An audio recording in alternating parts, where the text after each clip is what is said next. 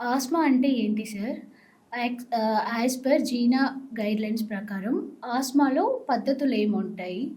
వాటి మీద ఎలాంటి అవగాహన ఉండాలి పేషెంట్స్‌కి? వాటి ట్రీట్మెంట్స్ ఏముంటాయి సార్? సి మనం ఆస్మా చూసినట్లయితే ఆహ్, మీరు చల్లనీళ్ళు తాగుతారు, లేకపోతే చల్లగాలికి వెళ్తారు, లేకపోతే పక్కపక్క నవ్వుతారు.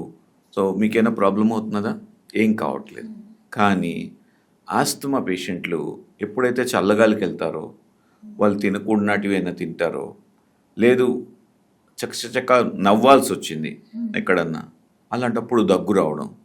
సో, ఇటువంటి ట్రిగ్గర్స్ ఏవైతే ఉన్నాయో, అంటే చల్లగాలి కానీ, ఫుడ్ ఐటమ్స్ కొన్ని కానీ, ఇటువంటి ట్రిగ్గర్స్ వచ్చినప్పుడు ఏమవుతుందంటే, వీళ్ళకి బ్రాంకో కన్స్ట్రిక్షన్ అనేది అవుతుంది.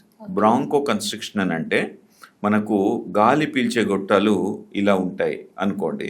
మనం గాలి పీల్చినప్పుడు వెడల్పోతాయి అండ్ దెన్ వదిలినప్పుడు చిన్నవవుతాయి. వీళ్ళకి ఏమవుతుందంటే ఏదన్నా చల్లగాలి లాంటిది ట్రిగ్గర్ ఏదైనా తగిలినప్పుడు అది ఆ గాలి పీల్చే గొట్టాలు బాగా మూసుకుపోతాయి అన్నమాట.